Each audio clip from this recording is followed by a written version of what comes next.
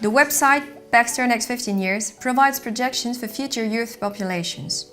What are these forecasts based on? Our research work wants to establish a numerical relationship between the number of students in each of the countries under study and the so-called explanatory variables.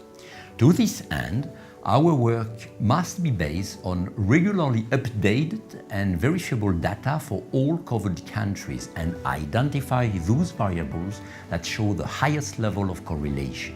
Where does the reference figure for higher education enrollment in each country come from? Sources of potential data are many. Some of them provide data series for a large number of countries, while others are confined to one single country.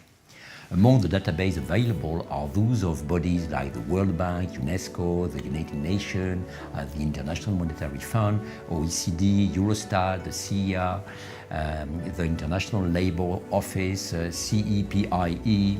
Yet the modes of data collection sometimes lead to statistical bias. For example, the political dimension of some information is obvious. The definition of a number of indicators has different meanings depending on culture and language too. That's why the national statistical agencies and the ministry concerned have also been consulted. Do all countries share the same definition of a student? Unfortunately, it's not as easy as it may look. What is the definition of the tertiary institution in the different domestic higher education systems? What to do with countries where the classical higher education system coexists with the religious one? How to deal with the cases of students enrolled in several institutions at the same time? What about internationally mobile students?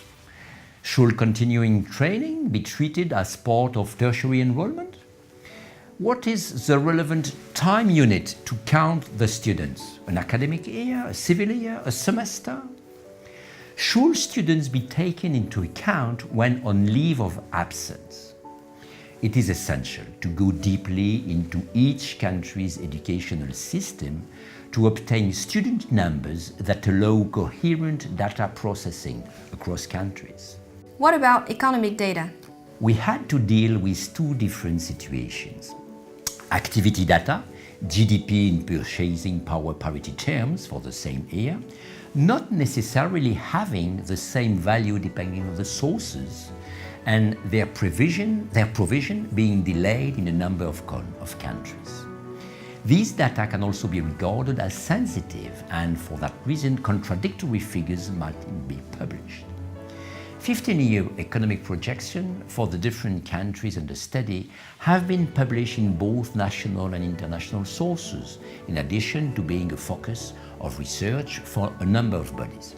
The problem is that their different hypotheses all lead to different forecasts. This led us to select several sources and then combine them to obtain one single data series. Is there anything you would like to add? Close attention must also be paid to temporal disruption caused by changes in the definition of some indicators, geopolitical changes, national changes at administrative or regulatory level. All data used must be reliable, verifiable, and coherent. This data collection and validation work accounts for a considerable share of the time we spend developing and updating this tool. You are invited to discover it by visiting our website, PAXTER Next 15 Years.